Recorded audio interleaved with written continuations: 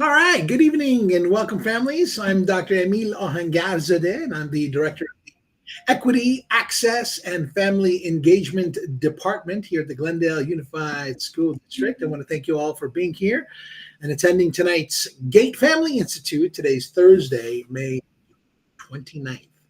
I want to extend my gratitude to our participants and, of course, our speaker, Ms. Fonseca. I'd also like to establish a couple of guidelines for tonight's presentation. Firstly, just everybody should know that the webinar is being recorded and will be posted on our website. Also, Ms. Fonseca's previously recorded webinars can also be found on the district website. Now, as questions come up, just go ahead and type them into the Q&A feature that's found at the bottom of the screen. At the end of the presentation, should there be any time, we'll see if there are any folks who need some live answers. Our Gate Family Institutes are intended as a family engagement and a family empowerment opportunity. The information that's being presented here is actually not about Glendale Unified School District or your particular school's GATE programming. So if you have questions specifically about your specific school's GATE program, you can certainly reach out to your school site principal or assistant principal, or you can reach our GATE specialist at the district office, Miss Anita Arjoyan, and I will put her email in the chat box if anybody wants to connect with her. She won't be able to join us tonight because she has other obligations. So, like I said, we are thrilled to welcome back Ms. Christine Fonseca. She's our presenter tonight. We also extend a warm welcome to all of the families out there. And tonight, Ms. Fonseca is going to be taking us through, I believe, some body-mind techniques. I am. Right. It's going to be about emotionally intense students. Yep. But first, just a little bit about her. She's a licensed educational psychologist. She's a critically acclaimed author. She's a nationally recognized speaker specializing in educational psychology, mental health, and most pointedly for us, giftedness. We're certainly grateful to have her share her expertise with us tonight. So, Christine, with that, I'll turn it over to you.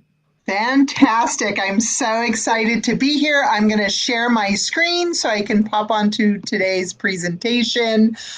Give me half a second while I kind of get this all shared, get to the right screen. All right. So I believe you can see this. If you can just let me know that you see this okay. I'm sure you do. Looking great. All right. Perfect. All right. So as we know, tonight's presentation is all about emotional intensity and what do we do when it overwhelms the body. So we're really going to focus our conversation today on somatic practices or mind-body practices and how those work together to really help when you have an emotionally intense student. So what do I mean by emotionally intense? Well, you are in the right place tonight for this workshop, or if you're joining the recording afterwards, you're in the right place if you feel like your child is someone who just feels things really, really deeply.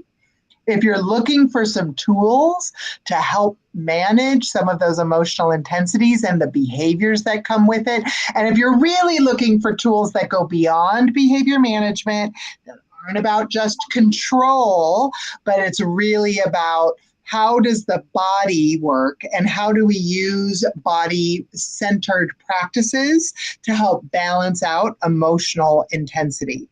So let's kind of ground ourselves first in a little understanding of giftedness and intensity and how all these things work together. So if you've ever seen or joined my previous presentations, I speak a lot about the experience of being gifted and what that means in the brain, but also what that means in terms of our normal and natural intensities that occur alongside giftedness. So gifted children often have very heightened emotional realities, very heightened sensory realities, and very heightened intellectual responses. This intensity that you might see is a natural and normal part of being gifted. It is not a flaw in any way. It is just what it means to be gifted. And oftentimes, because they are so intense, especially in their emotions and then some of the behaviors that get seen as a result, gifted children often struggle to understand those intensities, to understand those intense feelings, and oftentimes they are labeled by parents, teachers, educators, and peers as being too sensitive or dramatic, or other kinds of negative labels. And what often happens as a result of this is children try to hide those intensities, or they try to control those intense emotions, and this leads to something called masking. So masking can often happen when a student is really uncomfortable with who they are as an emotional being. The problem is a lot of times those masks fail. We aren't always good at hiding kind of who we organically are. And a lot of times these emotions then can lead to actual heightened feelings of distress. So now you're even more struggling than you were previous to that. And so our conversation tonight is really around trying to do something about that. There we go. So how do we deal with that? Well, I really, really like this construct of mind-body connection. And if I was really speaking about this more accurately, it would be body-mind connection. But either way you want to kind of work it, from the mind into the body or the body into the mind, it's really around connecting these things. So I thought I would ground us for just a minute on how these things work together. Most of us are familiar that we have thoughts, thoughts lead to feelings, and feelings lead to behaviors. So let's kind of explore how that all works together. So when our mind takes in sensory information around us, then we process that information to create meaning from these experiences. Now, though that meaning making that we're doing can be accurate, or it can be inaccurate. With our gifted population, sometimes we make some meaning around sensations that we are feeling or experiencing in the body, and our meaning making always isn't accurate. And I'll kind of explain some of that in a minute. The emotional part of it is our feelings, right? And feelings will manifest not just in our mind, but also in our body. There's the thing that kind of connect the two. And these physical manifestations of our feelings create bodily sensations. So for example, if I am feeling the emotion of joy, my heart might rapidly beat, and I might start speaking faster.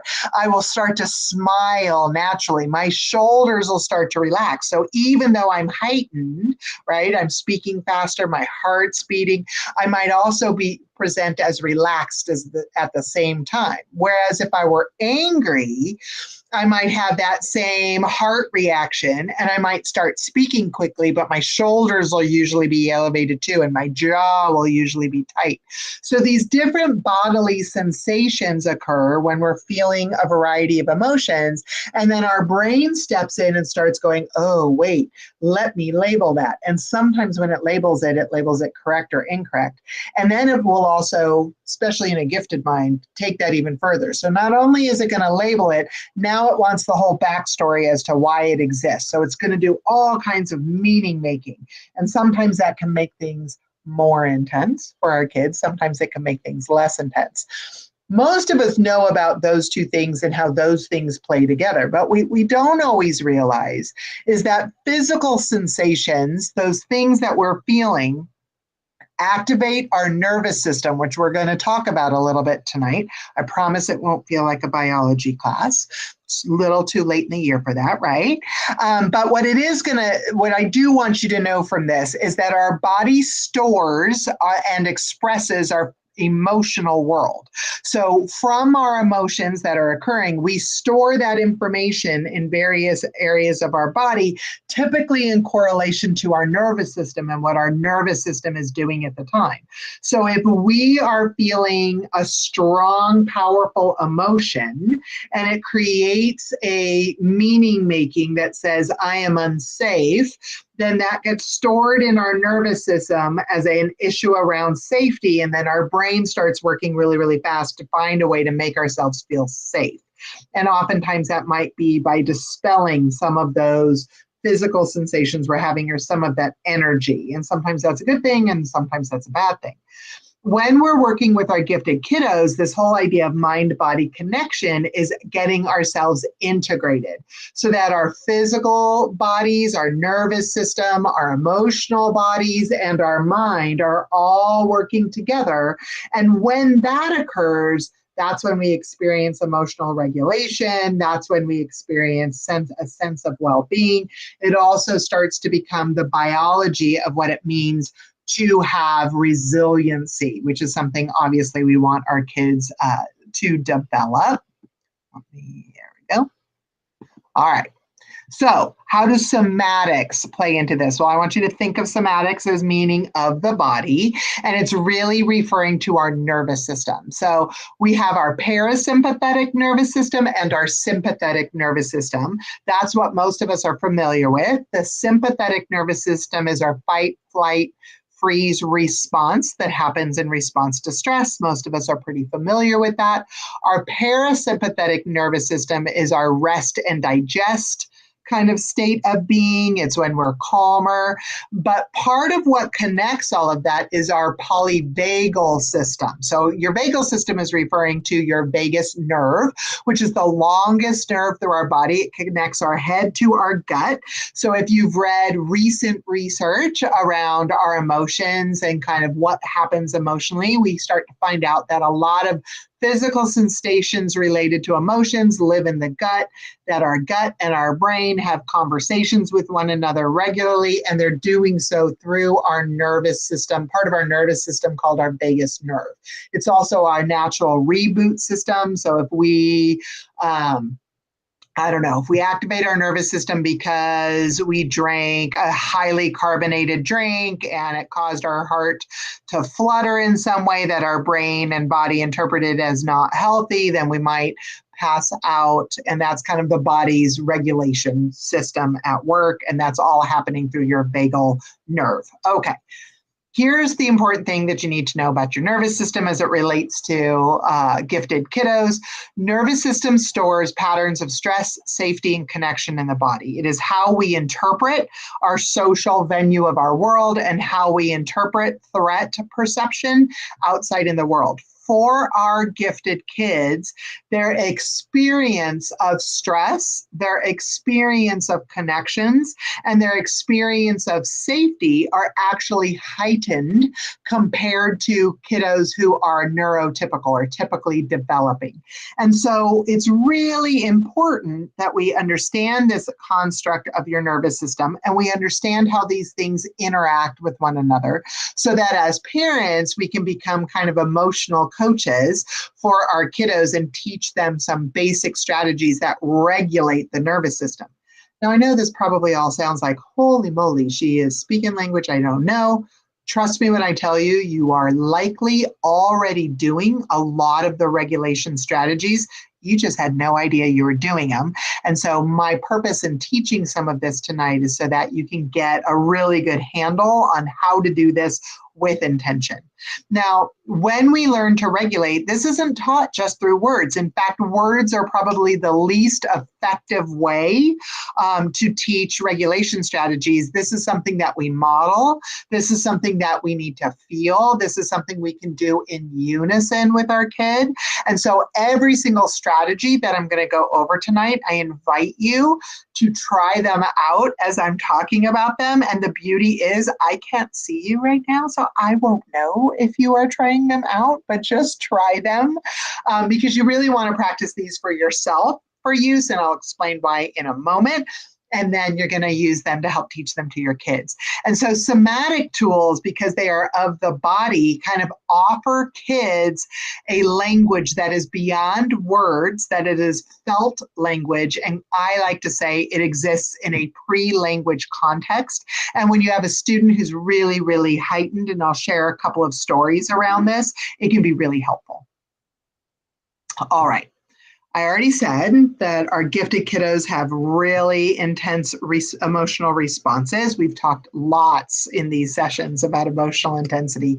Guess what? Big emotions need something beyond words.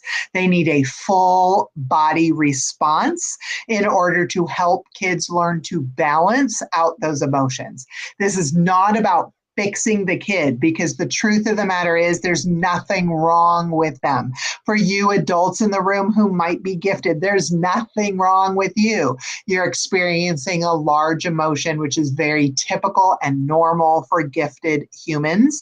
So there's a couple of things we're going to learn tonight about how to do this. One is around movement that can help with this. Another is going to be around breath and breath work that can help with this. Different sensory tools and rhythms that we can use as a form of emotional literacy.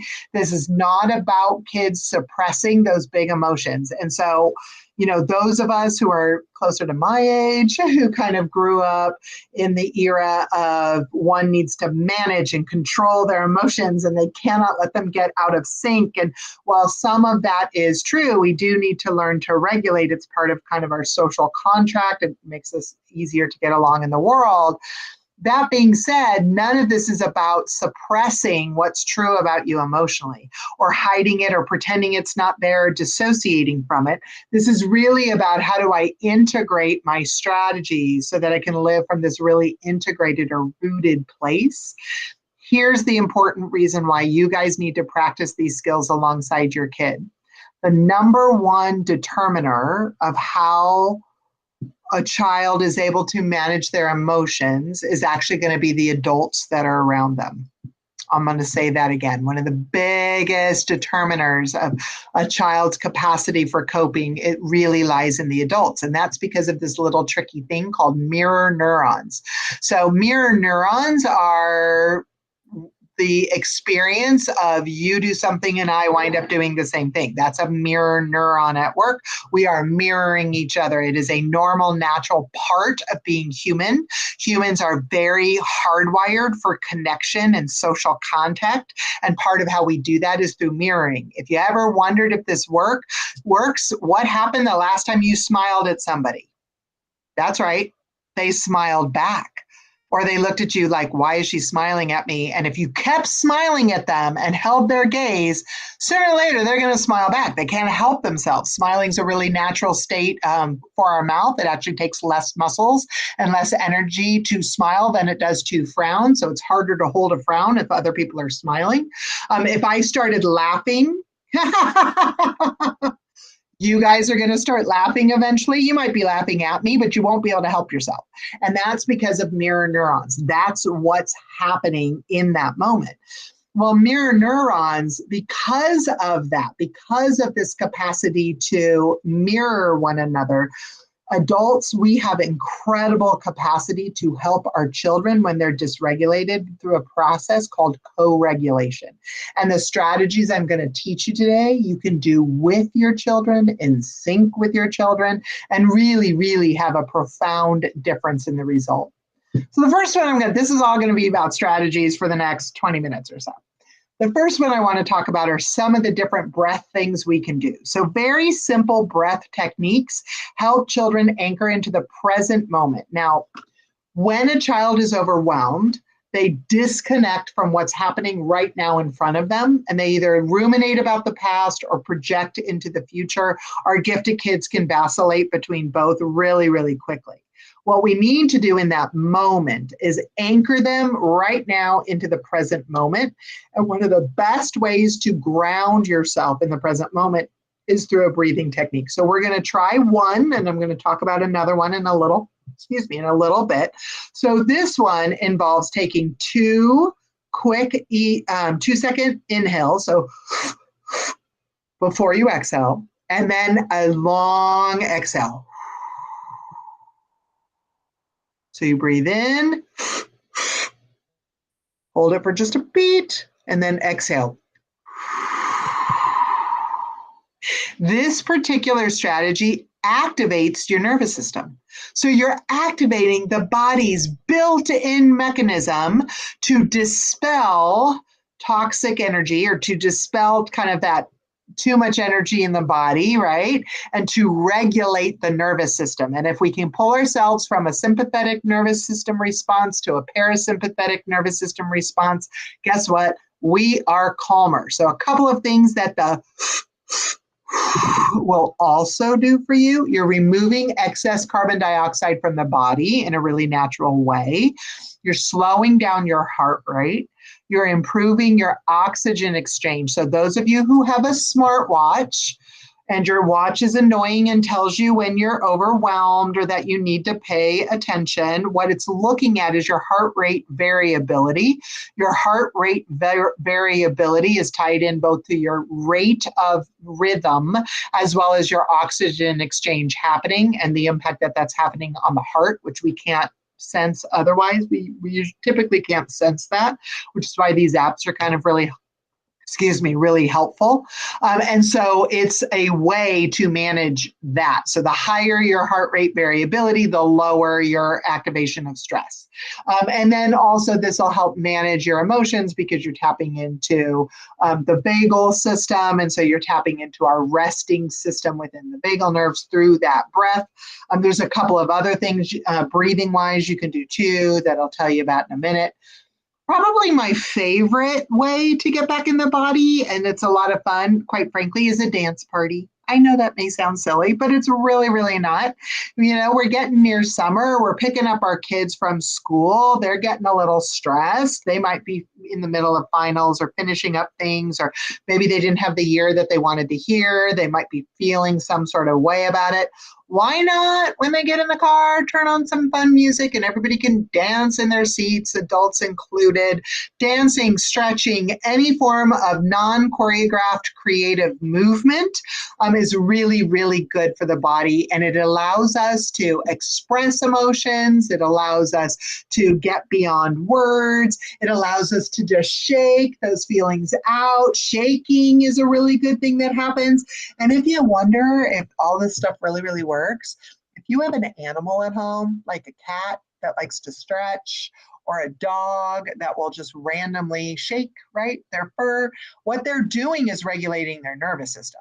They're recognizing that they are dysregulated, and through the stretching act and through the shaking act, they're actually just regulating their nervous system biologically. This is the most natural state of being for any sentient being.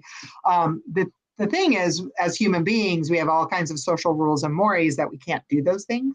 And so we don't. And so we suppress instead of integrate. And so this is really about learning how to do something different than that. Body mapping is probably one of my all-time favorite strategies to use with kids. Here's a little gingerbread guy. He also reminds me of Flat Stanley, for those of you who have elementary school kids or who remember back in the elementary school days. So I use this with kids all the time, and it's something that as a parent you can do as well. So the prompt is typically something like this. You take this little Flat Stanley dude, and I usually bring out my giant box of colored pencils, and I say, okay, find a color in the box that represents joy to you. And then I invite my student to color the part of the body where they feel joy. Sometimes they'll color in the head. This happens a lot with my gifted kids. And if a lot of emotions by the time you're done doing this are living in the head, what this is telling you is they're disconnected from their body. So you actually need to spend more time doing things like dancing and doing things like getting outside and hiking, or doing some things to help kids get back into their bodies so they can learn to recognize and become aware of where emotions live in their body. Sometimes with our gifted kids in particular, they're so darn descriptive, you can get some really cool answers. And so I had a student once who told me that joy lived in his fingertips and it felt like sparkles, and he used yellow. And he said, it feels like this. And this was a student who was twice exceptional. He was bright and identified as autistic. He also had a lot of anxiety. And so in working with him, I did ask him where anxiety lived on the body, and he explained that it lived in his feet. And I asked him to describe that for me. And he said that his feet often feel itchy and like he needs to move. This is a student who behaviorally gets up and wanders around the class a lot, so much so that it's sometimes a distraction to others. And so part of me working with him is to help give the teacher some strategies for what to do if he becomes dysregulated and he does this. And sure enough, it made total sense to me that he's walking around the classroom because his feet feel itchy, and that makes that itchiness stop. So he's kind of meeting his own sensory need. Now, that's not a particularly healthy way of meeting that need. It causes classroom disruptions and takes away from his learning. So through this process, I was able to teach him some different kinds of somatic strategies that we can put into place prior to him going to the classroom. Things like pushing against me so that he could get some of that same input. We had shake parties all the time. He called them elephant helicopters. I don't know why, but that's what he called them. And there's a couple of other things that he did, and it really, really helped. It calmed down all of the behavior for him, and he was able to work through some emotions through his body. All right. I do want to call reference to one thing. So if you see the activity down here, we also talk about using a feelings wheel. The embodied compass, if you Google that, you're not going to find it. It's actually a tool that I've developed, and it's not available just yet. But it's basically a feelings wheel that has base emotions in the middle, extended feelings next to it, then physical sensations, and then what that particular emotion might be communicating to you, like I feel safe, I'm happy, there's something wrong, those kinds of things. And it's just a tool that you can use outward in or inward out, depending on the student.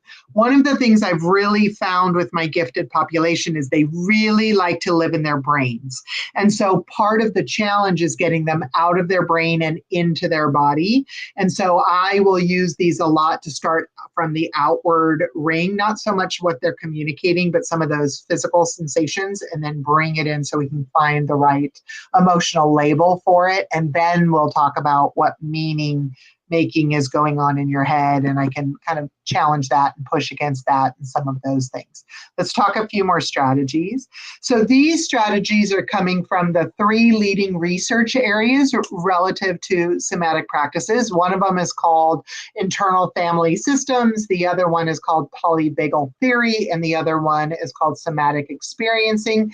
When I do a workshop like this for people like me who are mental health professionals, I go into a lot of detail about the theory around it. I didn't think that was really important for us to talk about. So I really just wanted to talk about some of the practices, and then after I present some of these slides to kind of see if anybody wants to, I don't know, try one, or what your experiences have been.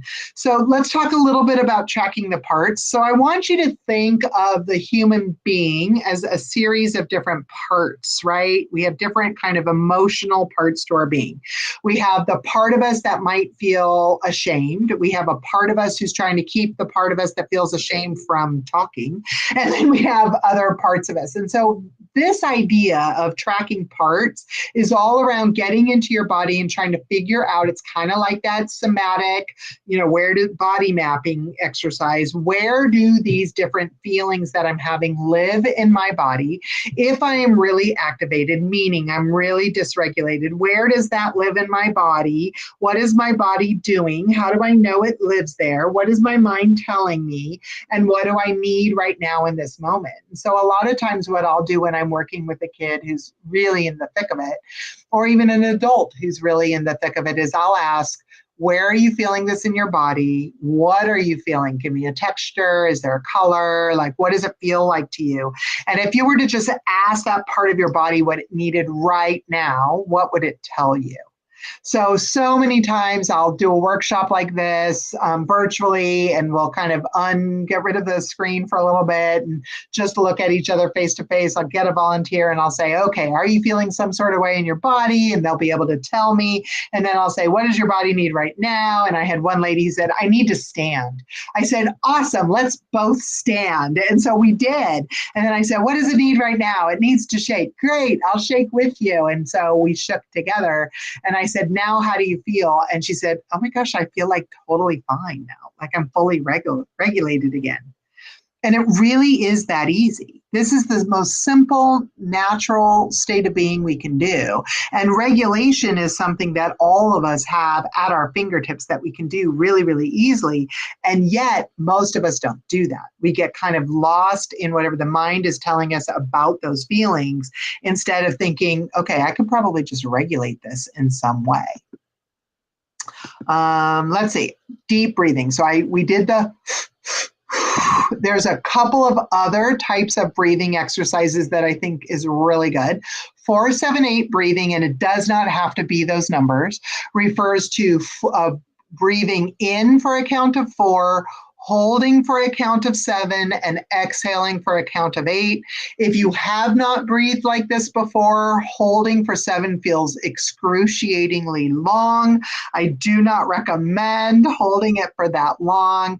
You really just kind of want to breathe in, hold it for a little bit longer than however long you breathed in, and then exhale for longer than you were holding it. And the idea is to breathe in through your nose and exhale through your mouth. You can either make it audible, like ah, right, like a sigh, or you can even use a VOO sound. That's really powerful. So if you're really angry, you went to Target and the traffic was horrible. I don't know, Target parking lots always seem really bad to me. Or you picked up your kid and your kid just had one of those awful, no good, lousy, rotten days, whatever it may be, have him take a breath, hold it for just a moment, and then when he exhales, have him go like he's gritting or blowing air through his teeth. That's going to stimulate your vagal nerve all the way from this area right here, all the way down through your body almost instantly. So I have to tell you another story about another student I have. I have a incredibly gifted, off the chart, Einstein level smart kid who again also happens to be twice exceptional. He happens to be gifted. And sometimes he gets really annoyed by his neurotypical peers and some of the shenanigans that they pull in class. And so when that happens, he can get incredibly dysregulated. And that usually looks like him wanting to run out of the class, or he'll yell, or will just in some way express a lot of discomfort in the moment and maybe even anger in the moment. If it gets really bad, he might want to like throw something on the floor or have some sort of a tantrum. So I tried, once I got to really know him, I started some different somatic strategies with him to see if that would work. And so he considers himself too much for others. Remember when I went back and I said sometimes our gifted population mislabels that intensity, and then they buy into this belief that they're just too much for everybody because that's what the world has told them. That's what was true for this child. And so the first thing we would do when he comes to my office is I tell him, I kind of immediately assess to just see if he's really dysregulated. And he usually is if he's coming to see me. And the first thing I tell him is, you are not too much for this space. And what you're feeling is not too much for my office. You are safe to just emote here. And that almost instantly calms him down because he's no longer trying to suppress the really large emotional moment that he's having. I welcome it. I say that emotion is welcome in my space. And once I do that and he can kind of breathe a little easier, then I say, let's breathe together. I want you to watch me. And I'll say, we're going to inhale, we're going to hold it, and then we're going to exhale, but I want you to match what I'm doing. He's like, okay. And so we breathe in, hold it, and then we breathe out through our mouth. And based on his body language, we'll do that once, twice, or sometimes 3 times. We might in between either shake our hands or I'll have him push against my hands just so he can get a little feedback back. That's really good if he's angry. And then maybe we take a few steps back and forth that way so that we just kind of have an opportunity to ground in our body. And then when we're all done with that, I say, okay, are you able to find your words? Because here's something that happens with our gifted population a lot. When they get dysregulated, any human being's capacity for language temporarily disappears. We just have really reduced language capacity because we're in the throes of our emotions. And remember, like I said earlier, that emotional state, when it's deep in the body, the way it is for one of our emotionally intense children, that lives in a pre-word place. So we aren't always able to talk about it. So the very first thing we have to do is get back in our body and regulate down closer to baseline so that we can access that big vocabulary all over again. And so we do that. I can usually say, what's going on, what's happening? And he's just a funny kid. So he'll just kind of pause. Sometimes it's a very long pause. And then he'll usually say something like, school can feel really annoying. And then we'll just talk through that. Or kids bug me, and we'll talk about that, or whatever it is for him. And so that's one way that we can really, really get that vagal nerve stimulated, reduce the anxiety, make sure we're living in our parasympathetic system instead of our activated system, and do this. Now, here's the magic of learning how to do this. When you learn how to regulate from the body, not only from the mind, you begin to rewire your nervous system. So our gifted individuals have nervous systems that are hypersensitive. We can learn not so much to change that because that's a defining feature of who we are, but we can build our tolerance for that, which if our tolerance is bigger, then that strong emotion, its capacity to overwhelm us diminishes. And that's what you're looking for. That space where the ability of that big emotion to really overwhelm us and make us dysregulated, that's what we're trying to change. And we can do that through these practices.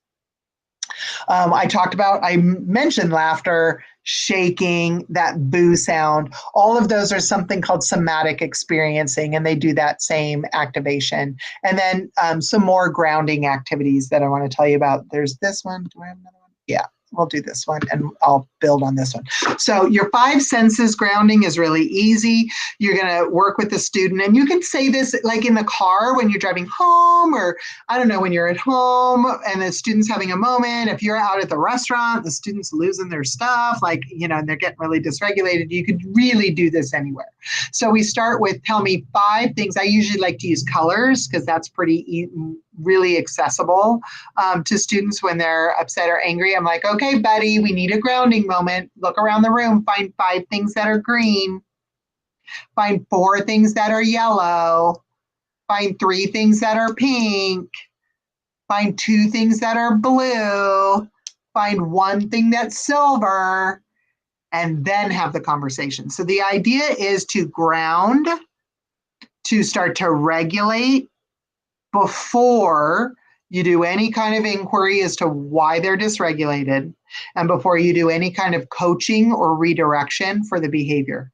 In this way, you're now working with a kiddo who's more amped to be able to work with you, which doesn't always happen when they're dysregulated. In whole body language, this is called connecting before we correct. It's also a grounding practice, so you can think of it as either way. Another one that's not in here that I want to demonstrate for you that's really, really good is both butterfly taps and gorilla thumps. So gorilla thumps are, we put our hands like this and we don't want to bruise ourselves, kind of do like a gorilla would do, right? Right here on the sternum. And some of our kids really like that. You can do it while you're talking, and then you get that funny sound in your voice, which then activates our laughter, which then really gets us back in the body. But another way that's even more powerful is butterfly taps. So for butterfly taps, we cross our arms over our chest and we tap in rhythm to our heart. And a funny little thing happens when we do this, and I really invite you to try it. When we do this in rhythm to our heartbeat, all of a sudden we start to calm down. Now you might wonder why. Well, a lot of this has to do with our mirror neurons and the statement, things that fire together, wire together.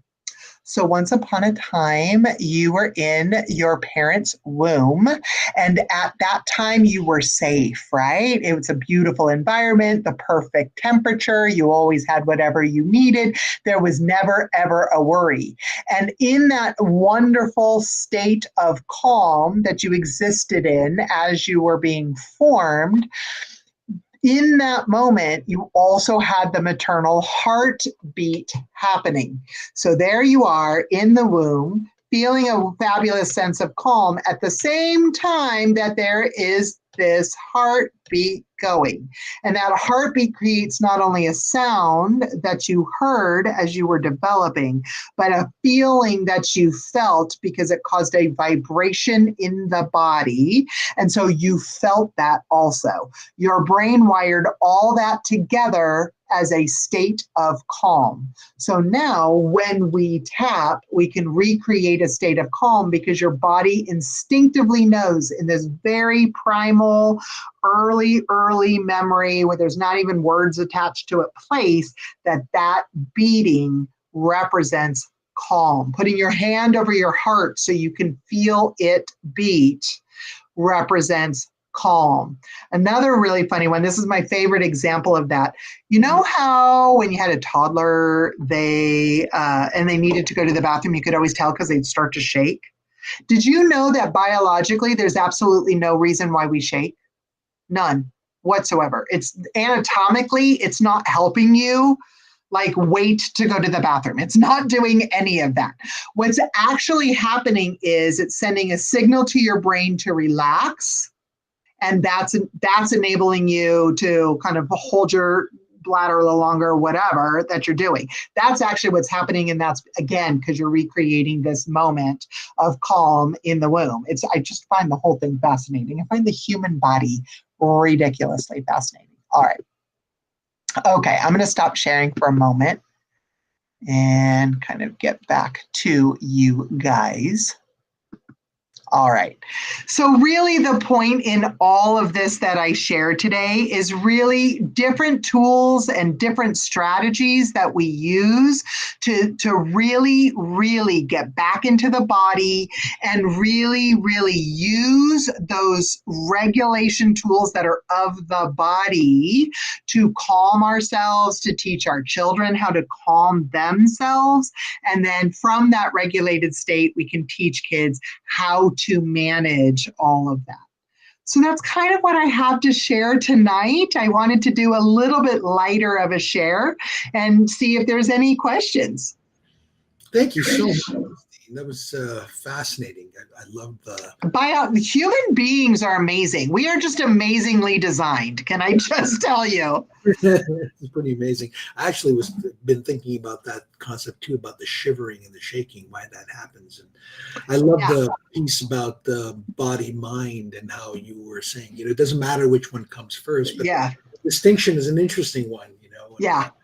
So so much of this resonates just with me personally, when I love that.